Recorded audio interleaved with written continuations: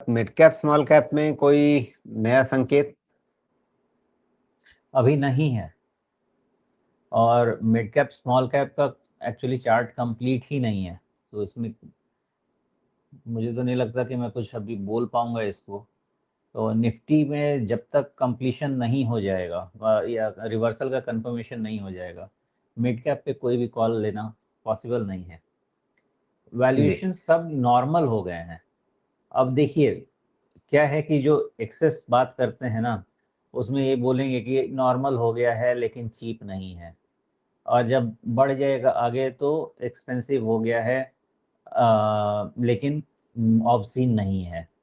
तो इस तरह के अब शब्दों से खेलना तो अलग बात है, लेकिन इतने में इतना गिरने के बाद अगर देखेंगे जो करेक्शन जो हुआ है मिड कैप स्टॉक्स में, बहुत जगह है जहाँ पे जगह बन जाती है, लेकिन पॉइंट यही है कि मिड कैप 3 साल 4 साल खरीदने वाली बात होती है। जी।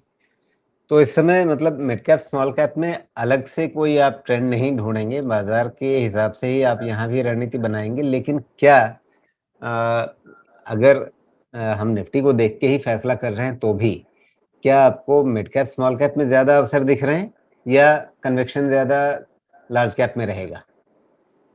हाँ, मेरे हिसाब से मिक्स रख लीजिए, क्योंकि अगर बड़ा रिटर्न तो आपको मिड और स्मॉल कैप में ही बनना है, तो उसमें रिस्क भी बड़ा होता है। एक अच्छा मिक्स रख लीजिए जिसमें डिपेंडिंग अपॉन जिसकी जितनी एबिलिटी है, वो अपने पोर्टफोलियो में 50% 60% लार्ज कैप चाहता है सेफ्टी के लिए, या 40% लार्ज कैप चाहता है सेफ्टी के लिए, 70% ये अपना रिस्क प्रोफाइल है। उस रिस्क प्रोफाइल के हिसाब से ही करना चाहिए। लेकिन अगर आप बीएफएसआई करना चाहेंगे जो कि पोर्टफोलियो का पार्ट रहेगा ही हमेशा, तो बीएफएसआई में जो भी आप करना चाहेंगे सेफ्टी के हिसाब से आपको लार्ज कैप में मिलने वाला है। कुछ एक आधा मिड कैप लगा सकते हैं, बट मोस्टली लार्ज कैप ही लगने वाले हैं।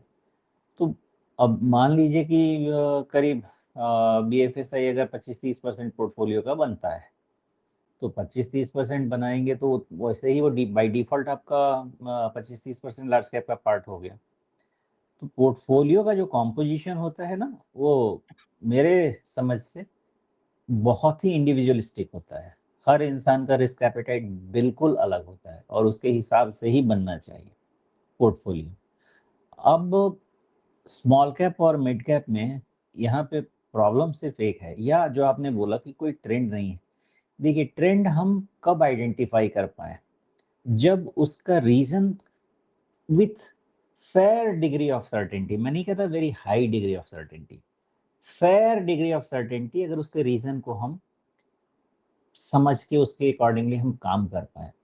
अभी का जो रीजन है, इसको फेयर डिग्री ऑफ सर्टेनिटी तो छोड़ दीजिए, इसको हाई डिग्री ऑफ अनसर्टेनिटी के हिसाब से देखना चाहिए कि रीजन पता ही नहीं लगाया जा सकता कि क्या होना है, क्या करना है, कौन क्या करना चाहता है। इसका रीजन ढूंढा ही नहीं, इससे हम जानते हैं कॉज क्या है, लेकिन उस कॉज में ही कोई ट्रेंड नहीं है तो क्या ढूंढेंगे। 2008 में फाइनेंशियल क्राइसिस था। एक चीज क्लियर है कि फाइनेंशियल क्राइसिस है, अब उसके कारण किस तरह के इम्पैक्ट होते हैं उसको समझने की कोशिश करते हैं, उस पर क्या रेमेडिएशन हो सकता है। 2020 में कोविड था, ये पता है कि सब कुछ बंद है, अब डिसाइड ये करना है कि हम जिएंगे कि नहीं जिएंगे उस पर। अभी का सिचुएशन ऐसा है कि किसी ने किसी को मार दिया है, अब वो छोड़ेगा कि नहीं छोड़ेगा, या कब छोड़ेगा, जिसने चोक कर दिया है वो छोड़ेगा कि नहीं, वो हमारे पे समझने की बात ही नहीं है। हम उसमें कुछ कर ही नहीं सकते, हम विक्टिम हैं। और जब हम टोटल विक्टिम होते हैं तो हमारे पास वेट करने के अलावा कोई रास्ता नहीं होता है। तो यहाँ पे कोई ट्रेंड क्या बताएगा, कल को हॉर्मज खुल गया और धड़ाम से ब्रेंट 90 के नीचे, तो जैसे मार्केट अभी 600 पॉइंट निफ्टी भाग रहा है, 1000 पॉइंट भाग जाएगा। तो ये टोटली डिपेंड करता है, जो रूट कॉज कहीं और है।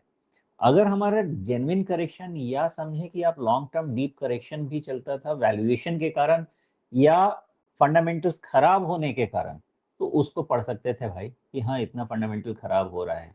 यहाँ पे रीजन नहीं पढ़ा जा सकता, इसलिए एक आराम से वेट करना है। ये है कि समडे सॉल्यूशंस तो मिलेंगे।